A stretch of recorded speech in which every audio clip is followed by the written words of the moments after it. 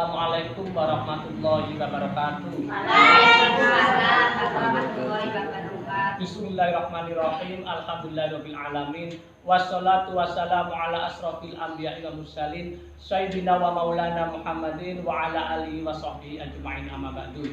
Alhamdulillah, kita panjatkan puja dan bersyukur atas kehadirat Allah Subhanahu wa taala yang telah memberikan rahmat dan hidayah kepada kita semua, sehingga pada hari ini, hari Kamis, setelah sholat maghrib dan setiap hari Kamis kita semua hadir bersama-sama dalam acara pengajian dan santunan yatim dan ibu-ibu. Demikian selawat serta salam kita curahkan pada junjungan Nabi besar Muhammad SAW.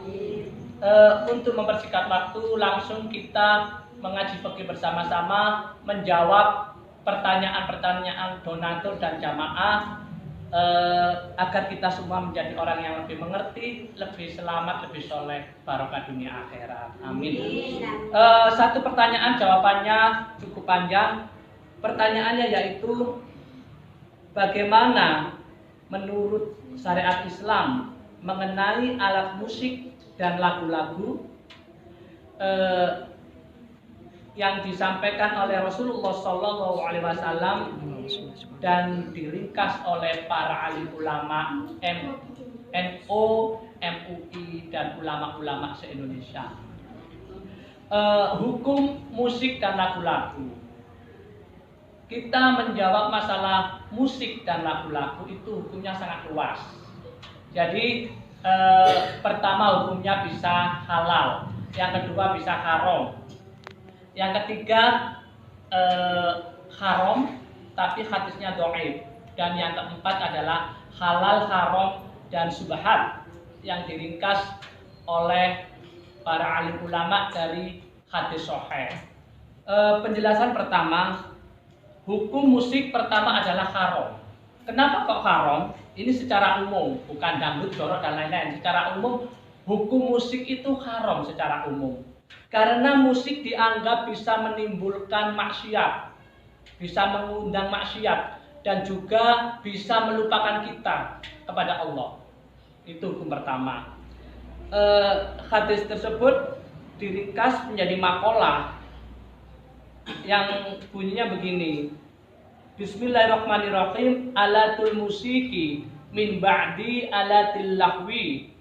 Alat musik itu termasuk sebagian alat yang bisa melalaikan ibadah. Jadi alat musik itu sebagian alat yang bisa melalaikan ibadah kita. Maka hukum pertama adalah haram.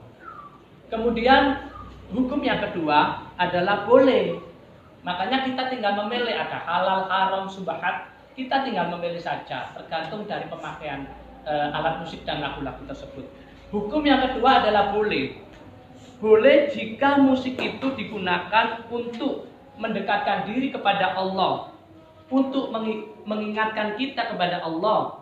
Dan alat musik dan lagu-lagu itu tidak digunakan untuk melupakan Allah dan tidak digunakan untuk bermaksiat, maka boleh.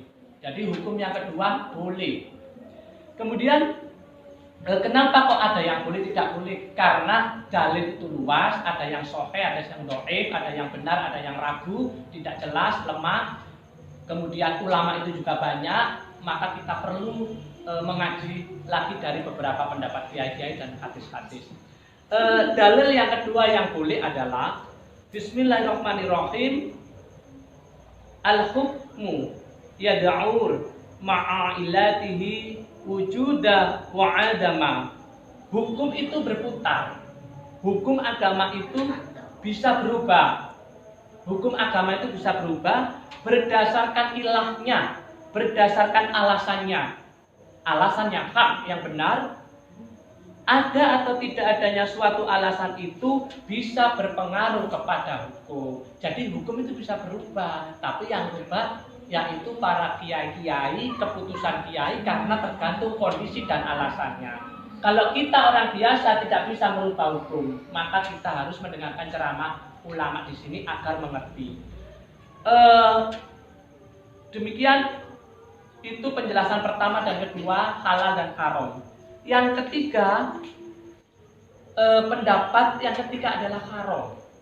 haram dari 4 mazhab Imam Syafi'i, Imam Hanafi, Imam Hambali, dan Imam Maliki. Hukum musik dan menyampaikan lagu-lagu secara umum hukumnya haram, tapi hadisnya dhaif.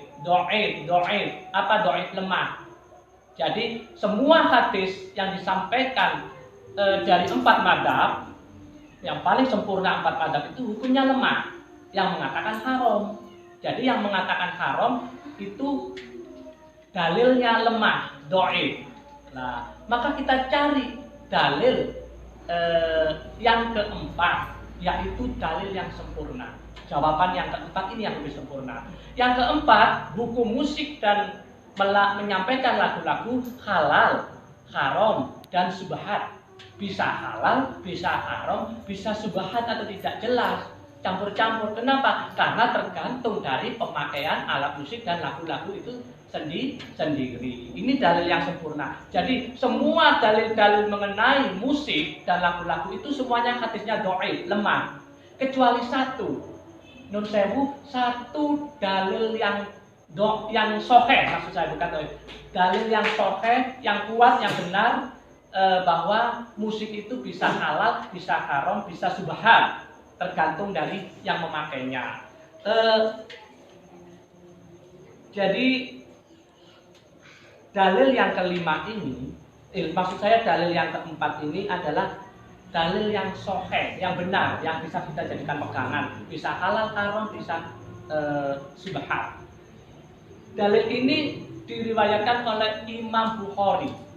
Jadi semua dalil mengenai musik hukumnya dhaif, hadis dhaif, lemah. Hanya satu yang sahih diriwayatkan oleh Imam Bukhari. Bismillahirrahmanirrahim. Kanjeng Nabi dawuh, sayati zamanu 'alal ummati yastahilunal khira harira wal khamr wal ma'azif. Akan datang pada umatku, mereka akan menghalalkan perzinaan, khamr, dan juga ma'azif. Apa itu ma'azif? Ma'azif adalah lafal hadis, alatul lahwi, perkataan yang tidak berguna, yang tidak penting. Atau di sini maksudnya musik, alat musik, lagu-lagu yang tidak penting, yang tidak berguna, itu termasuk ma'azif. Maksudnya alat musik yang tidak berguna. Tapi yang berguna boleh. Maka dari itu kita perlu mengaji yang lebih detail lagi. Dari penjelasan yang keempat ini, jadi saya sampaikan yang keempat adalah halal, haram, dan subhat mengenai musik dan lagu-lagu. Kita jelaskan lebih perinci lagi. Kalau kita menjawab tidak jelas, tidak terperinci, maka tidak bisa sempurna. Maka jawaban yang terakhir itu yang sempurna.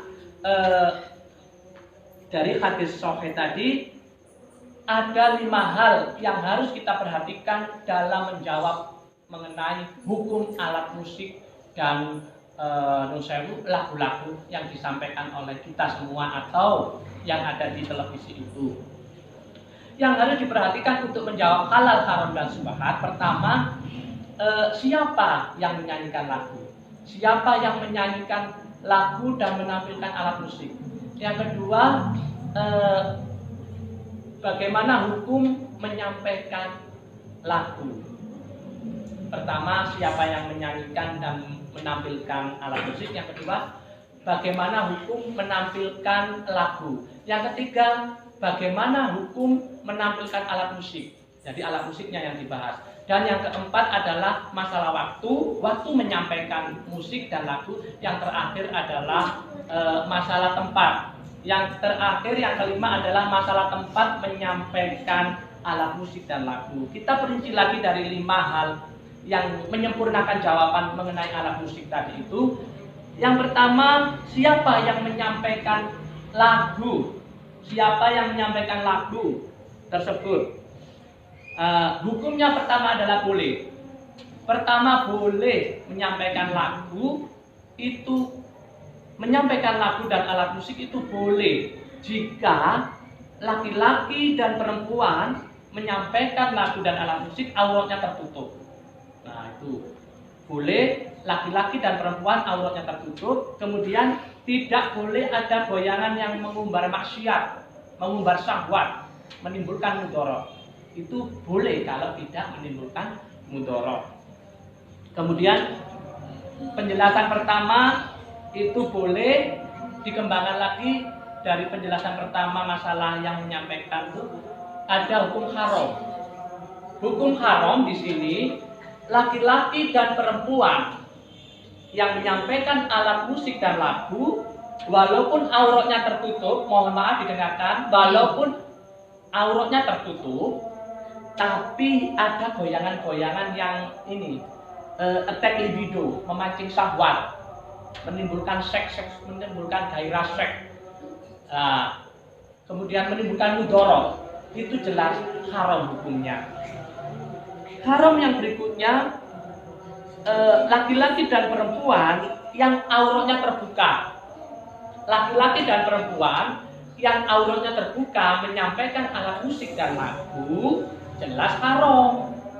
Jadi auratnya tertutup aja bisa haram kalau goyangannya seronok dan jorok. Apalagi auratnya terbuka, jelas haram. Jadi bisa boleh, bisa tidak boleh. Hukum yang pertama tentang siapa yang menyampaikan itu. Kemudian penjelasan yang kedua dari 5 hal tadi, hukum menyampaikan lagu dan alat musik. Hukum menyampaikan alat musik dan lagu boleh. Bagian yang kedua boleh, asalkan menyampaikan lagu tersebut, menyampaikan lagu syair tersebut tidak menimbulkan kemudorotan, tidak melupakan Allah dan juga tidak mengarah ke maksiat. Misalnya tidak melalaikan sholat 5 waktu, tidak mengganggu keistiqomahan zikir-zikir, tidak melupakan ngaji dan lain-lain. Contohnya pujian kepada Gusti Allah, kemudian sholawatan kepada Rasulullah, kemudian nasihat-nasihat agama. Ahlan wa sahlan. Alhamdulillah, bikhair. Can you speak English? Yes, I can speak and write English very well. Where do you study English? Last time or long time ago, I studied English at ECC English Conversation course and Veteran English course. Why do you study English? Because according to me, English is an international language. Who is your English teacher? My English teacher, last time my English teacher was Mr. Hashim. Thank you. Okay, now we speak about daily activities. What day do you get up every morning? I usually get up every morning at 4 o'clock. What do you do? I usually take bath and perform prayer or praying subuh or dawn. What time do you eat breakfast? I usually take breakfast at 6 o'clock. What do you eat for breakfast? I usually eat rice for breakfast and I always, is ice juice. Ice juice of guava and also avocado. Because ice juice of guava and avocado is very good nutrition and make our body healthy. And what do you do then? Oh, then I go to work. I become teacher of religion ulama, teaching Al-Quran or spiritual teacher, mubalek or ceramah, and also social worker. What time do you finish working? I usually finish working at 1 o'clock and at afternoon I do my activity anymore and also I do activity at evening. Now I ask you, you have asked me about some conversation, some question, many conversations, terlalu banyak percakapan. Now I ask you, what do you think about the tourism place in Pasuruan? I don't know. Oh, you don't know tourism in Pasuruan? You just know Banyu Biru? Yes. Banyu Biru. Yes. You know, Pasuruan has many tourism places. Now the first is Banyu Biru. Banyu Biru swimming pool is popular in East Java. And number two, Botanical Garden of Purwodadi. Botanical Garden of Purwodadi is popular in East Java. And number three, there is tourism place, Traves Waterfalls. Traves Waterfall or Kakek Hudu is very popular in Indonesia. And number four, there is, what is it? Mountain of Bromo or Bromo Mountain. You know, Bromo Mountain is popular in Indonesia and also in Asia. And some people in Europe, you know Europe, Eropa? In Europe, Bromo Mountain is very popular. There are many tourists from America, Japan, USA, Brazil, France. Oh, there are many tourists, I think. Do you want to speak English with tourists? Ingin bicara dengan turis? Yes. Do you want success, man? Yes. I hope you will be success, man. To be kiai or ulama, and if you don't become kiai, kalau nggak jadi kiai, I hope you will be businessman, rich man, orang kaya. Amin Allahumma. Amin. I take enough our conversation. Goodbye. Yeah.